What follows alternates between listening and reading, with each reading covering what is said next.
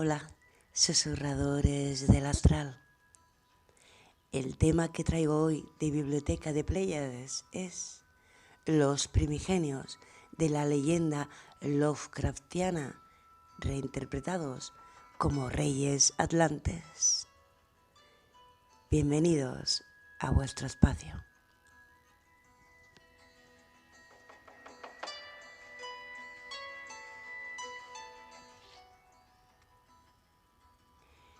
Por Tracy R. Twyman, 20 de octubre de 2004, sitio web Dragon Key Press.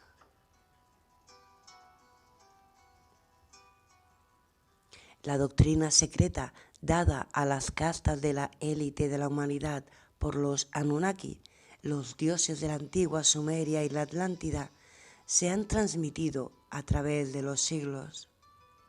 No solo a los masones, templarios, rosacruces y otras órdenes fraternales que perpetúan la tradición, sino también para los adolescentes geeks y gamers de hoy.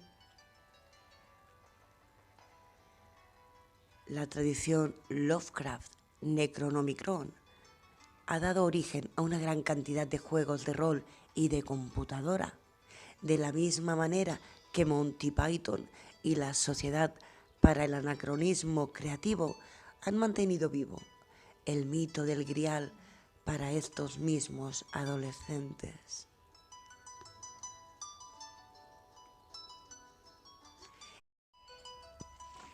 El hecho de que la membresía de la ESCA se correlacione fuertemente con la participación en juegos de rol Lovecraftianos no es una coincidencia, ya que los demonios de los mitos de Cthulhu, como se les llama, son los mismos que los dioses de la antigua Sumeria y los ángeles caídos que engendraron la familia del Grial. La sangre del Grial y el linaje de los primigenios son la misma cosa. También representan los mismos arquetipos que los monstruos marinos legendarios como Leviatán o Dagón, los soñadores de las profundidades y dioses del inframundo o abismo, registrados en las leyendas de muchas culturas antiguas. Solo hace falta un examen superficial de la obra más esencial de H.P. Lovecraft, la llamada Cthulhu, para ver que todo su sistema de mitología se basa en el libro de Enoch, la historia de los Nephilim en el Génesis y el relato universal de la caída de la Atlántida. En esta historia, el personaje principal de Lovecraft encuentra un extraño ídolo tallado en los afectos de su difunto tío abuelo. Su apariencia se describe como la de un pulpo, un dragón y una caricatura humana, cuerpo escamoso, alas rudimentarias. El descubrimiento de este ídolo lo lleva a investigar, a descubrir un siniestro y antiguo culto a Cthulhu, el nombre del ídolo, que adoraba a la criatura representada por el ídolo y a toda la raza de demonios de la que procedía venir. La descripción del ídolo tiene un parecido sorprendente con las descripciones del dios rey sumerio Enki, también conocido como Dagón o Oannes, una combinación mitad humano, mitad pez, que era conocido como el señor del diluvio. Y se decía que surgía del mar todos los días para enseñar su conocimiento secreto a quienes lo seguían. Se le menciona en 1 Samuel 5, cuando los filisteos capturan el arca de la alianza y la colocan en el templo de Dagón. 2 noches después, Dagón cayó de bruces en tierra delante del arca de Jehová, y la cabeza de Dagón y ambas palmas de sus manos fueron cortadas en el umbral. Solo le quedó el muñón de Dagón.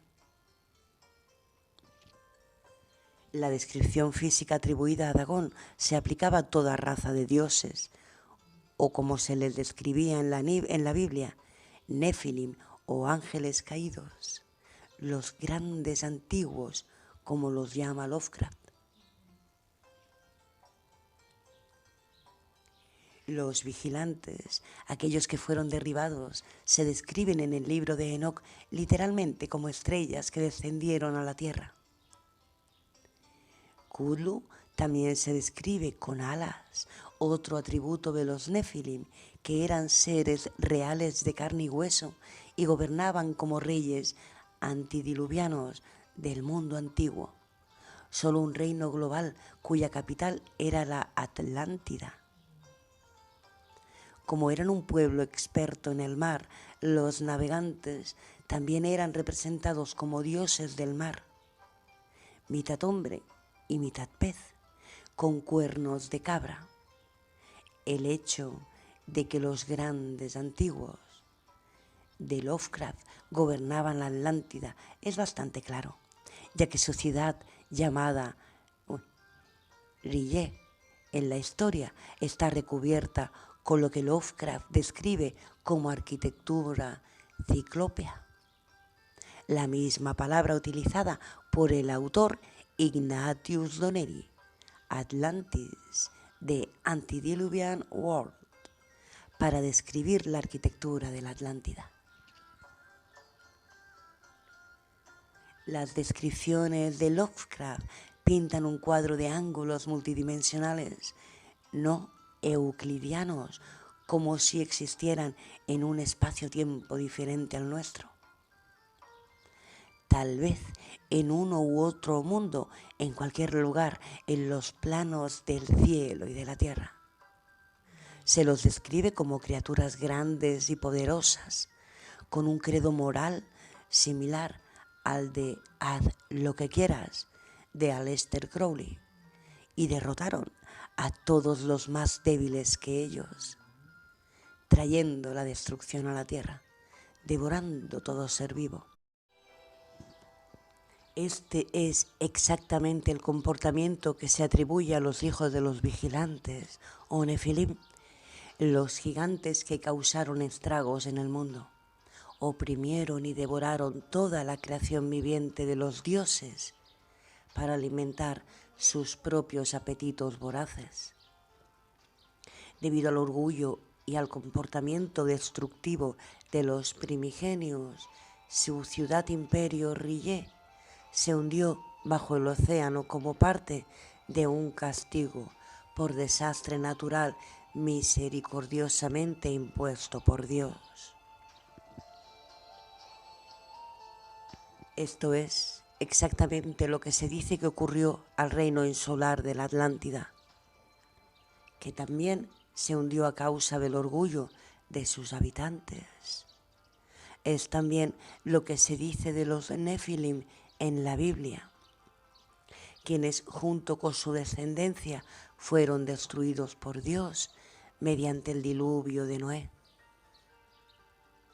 El hecho de que los primigenios estén liderados por un ser llamado Cthulhu es significativo, ya que Thule, que es otro nombre de la Atlántida, y los nazis creían que también estaba literalmente ubicada dentro de la tierra, en el inframundo, la ciudad de Agartha o Agade, la morada de los dioses.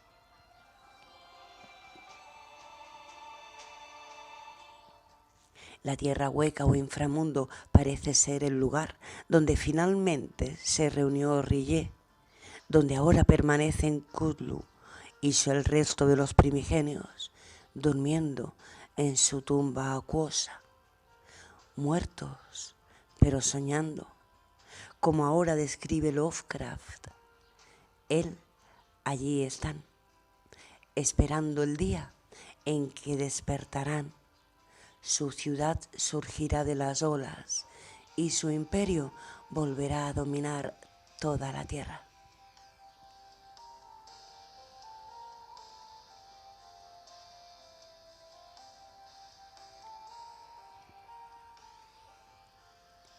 Esto se hace eco de la historia de los vigilantes o nefilim, de quienes se decían que estaban aprisionados por Dios dentro de la tierra o en el abismo, que era una palabra utilizada por los antiguos para describir el océano. El tema de un señor subterráneo encarcelado en el inframundo que un día despertará de su letargo mortal para reclamar su reino. Es, como he establecido en otros artículos, un arquetipo muy común, más notable en la forma de Cronos, llamado el padre olvidado y el oculto. Cronos era el líder de los titanes y el rey de la Atlántida, cuyo reino fue arrojado al abismo y que fue encarcelado allí para ser conocido en adelante como el oscuro señor del inframundo. Y existe claramente una conexión etimológica entre Titán y Teitán, también escrito como Satanás.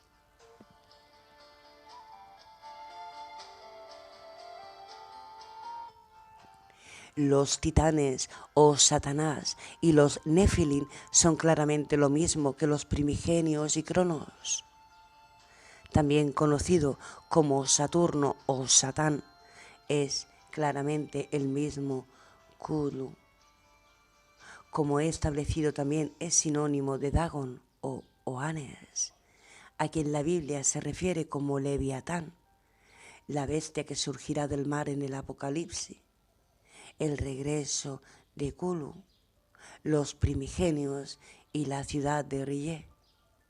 Parecería ser la forma en que Lovecraft describe el Apocalipsis. La confirmación de las conclusiones anteriores se pueden encontrar examinando citas del manuscrito de Lovecraft, cuyas implicaciones a la luz de lo que acabo de decir se explican por sí solas. Cuando el personaje principal de la llamada de Cthulhu logra entrevistar a un miembro real del culto a Cthulhu para determinar sus creencias, las descripciones que siguen son paralelas, precisamente a las historias de los Nefilim, los titanes y la guerra en el cielo entre Dios y Lucifer, como así la caída del Imperio Atlante. Adoraban, según decían, a los grandes antiguos que vivieron en siglos antes de que existieran los hombres y que vinieron al joven mundo desde el cielo. Estos viejos ya no estaban dentro de la tierra y bajo el mar, pero sus cadáveres le habían contado sus secretos al primer hombre, quien formó un culto que nunca había muerto. Este era su culto, y los prisioneros decían que siempre había existido y siempre existirá, escondido en los páramos distantes y lugares oscuros de todo el mundo, hasta el momento en el que el gran sacerdote Cthulhu, desde su oscura casa en la poderosa ciudad de R'lyeh, bajo las aguas, debería elevarse y poner la tierra nuevamente bajo su dominio. Algún día él llamaría cuando las estrellas estuvieran listas y el culto secreto siempre estaría listo para liberarlo. Mientras tanto, no hay que decir más. Había un secreto que ni siquiera la tortura podía extraer.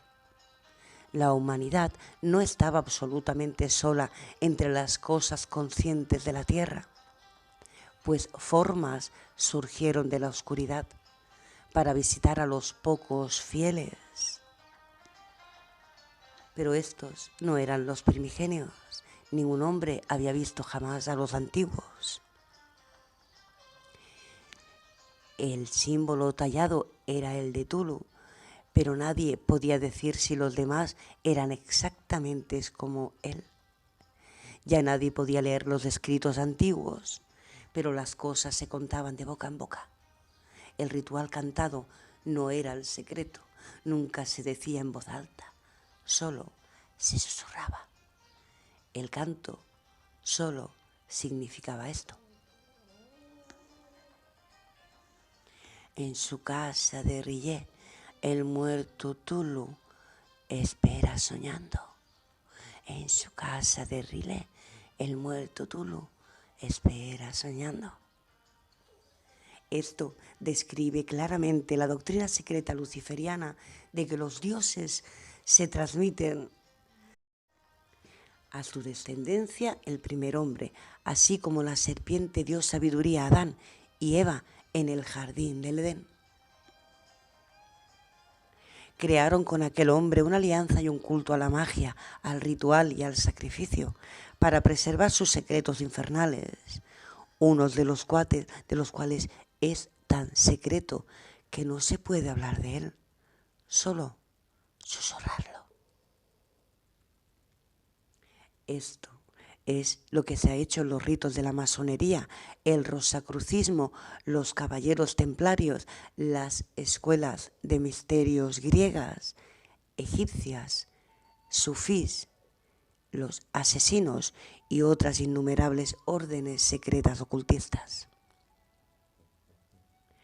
a las que sin duda aludía Lovecraft cuando se refirió a la de un culto que nunca había muerto, siempre había existido y siempre existirá, preservando las enseñanzas del Padre olvidado hasta el momento en que resurgiera del mar para gobernar una vez más la tierra. Ni siquiera es necesario dilucidar las conexiones con Leviatán y el surgimiento del Anticristo.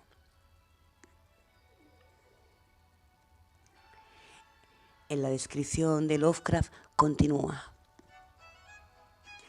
El viejo Castro recordó fragmentos de horribles leyendas que palidecen las especulaciones de los teósofos e hicieron que el hombre y el mundo parecieran recientes y transitorios. Hubo eones en los que otras cosas gobernaban la tierra y habían tenido grandes ciudades. Restos de ellos todavía se podían encontrar como piedras ciclópeas en islas del Pacífico. Todos murieron vastas épocas antes de que llegara el hombre. Pero hubo artes que pudieron revivirlos cuando las estrellas volvieron a ocupar las posiciones correctas en el ciclo de la eternidad. En verdad, ellos mismos habían venido de las estrellas y trajeron consigo sus imágenes.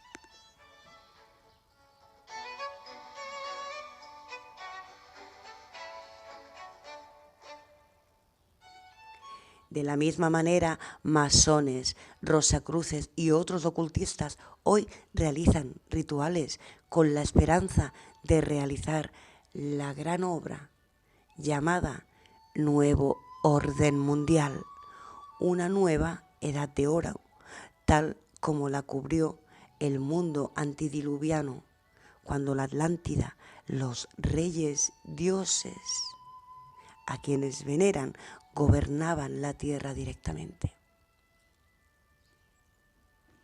El ojo en la pirámide de nuestro billete de $1 representa el nuevo orden mundial. Es claramente un símbolo de este recién surgido reino de la Atlántida, vigilado por el ojo que todo lo ve, que fácilmente podría ser el ojo de Dagón, Leviatán o Tulu. Incluso parece un reptil, como si perteneciera a la cara de un dragón.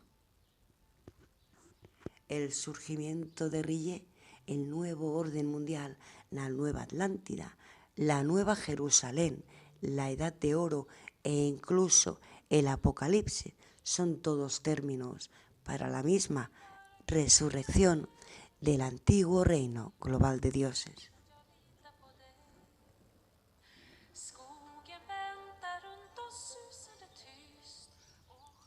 Tal resurrección también se describe en el libro de la ley de Aleister Crowley, cuando escribe sobre la próxima era de Horus y el regreso del gobierno de los dioses, así como su descendencia, los reyes humanos. Los veréis en el poder, en los ejércitos victoriosos, en todo el gozo. Amaros unos a otros con corazones ardientes, pisotear a los hombres bajos en la lujuria feroz de vuestro orgullo en el día de vuestra ira.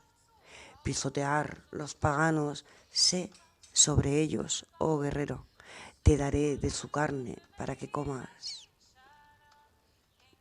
Ahora lee el siguiente pasaje de la llamada de Tulu y compara. Entonces susurró Castro, esos primeros hombres formaron el culto en torno a pequeños ídolos que los grandes antiguos les mostraron. Ídolos traídos en las eras ocultas de las estrellas oscuras.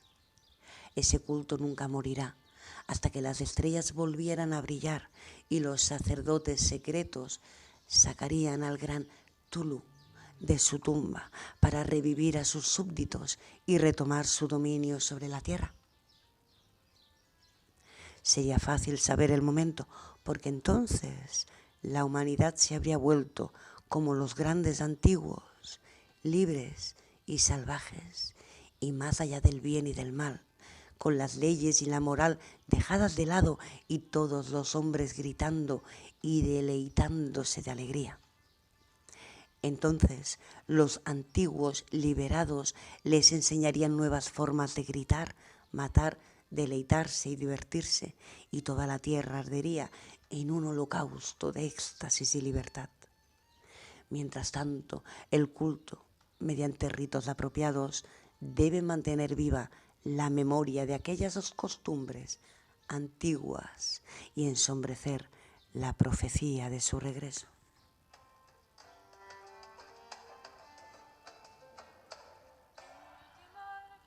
Esta era del glorioso gobierno de los antiguos y de la tierra que ellos gobernaron. Es tan similar a la Atlántida, Thule, Lemuria y todas las demás civilizaciones míticas perdidas, que resulta descaradamente obvia, y está claro que fue el diluvio bíblico que puso fin a su reino. Ahora leemos en Lovecraft. En tiempos antiguos, los hombres elegidos habían hablado con los antiguos sepultados en sueños. Pero entonces algo sucedió. La gran ciudad de piedra Rilé, con sus monolitos y sepulcros, se había hundido bajo las olas. Y las aguas profundas, llenas del único misterio primordial, a través del cual ni siquiera el pensamiento puede pasar, habían cortado el intercambio espectral. Pero la memoria nunca murió, y los sumos sacerdotes dijeron que la ciudad resucitaría cuando las estrellas estuvieran en lo cierto. Entonces salieron de la tierra los espíritus negros de la tierra, mohosos y sombríos y llenos de vagos rumores recogidos en cavernas bajo fondos marinos olvidados. Pero de ellos el viejo Castro no se atrevía a hablar mucho.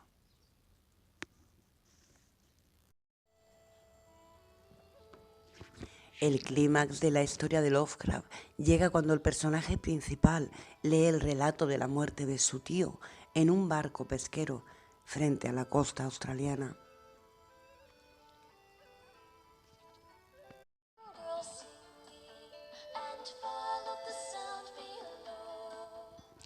Los dioses mayores están liderados por una gran trinidad, Anu, Enlil y Enki, tres de los dioses reyes antiguos más conocidos de Sumeria y quizás de la Atlántida.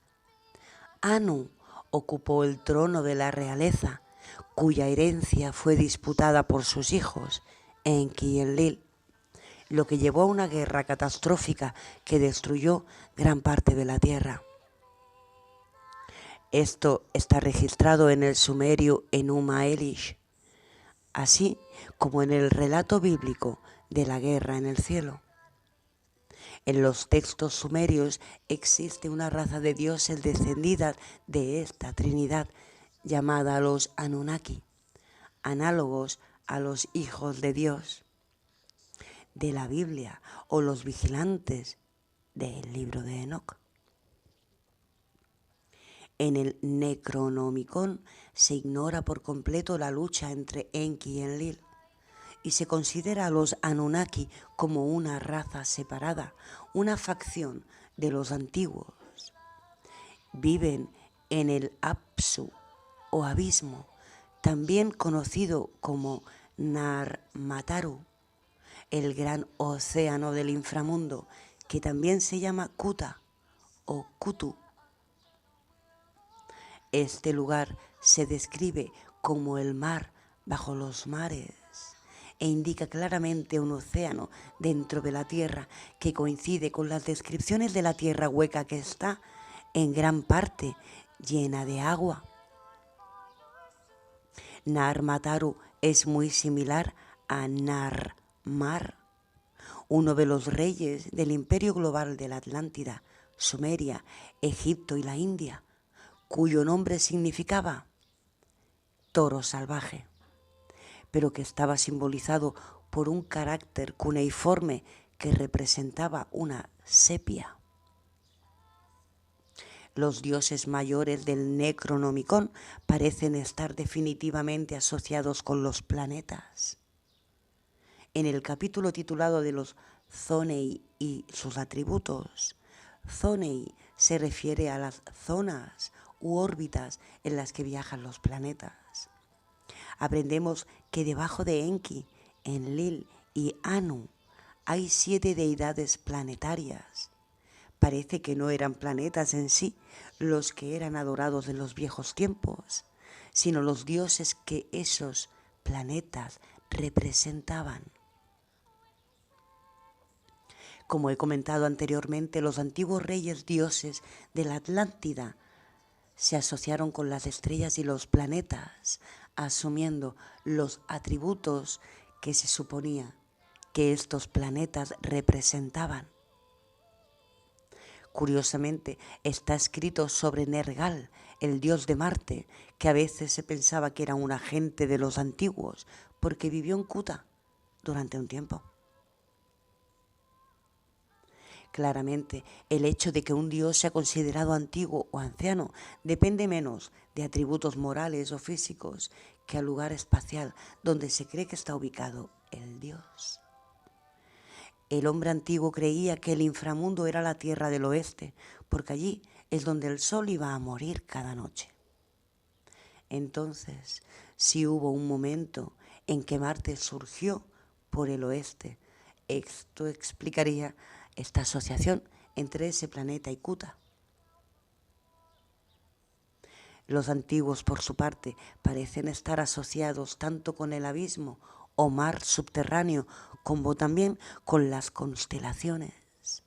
Esto no es una contradicción si se tiene en cuenta el hecho de que el hombre antiguo consideraba que el cielo mismo era un océano cósmico y a veces también lo llamaban el abismo.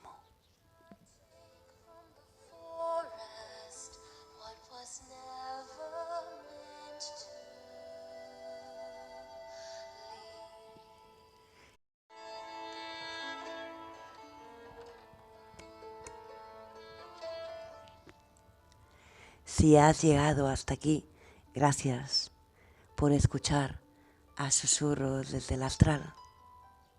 Nos escuchamos en el siguiente programa. Adiós.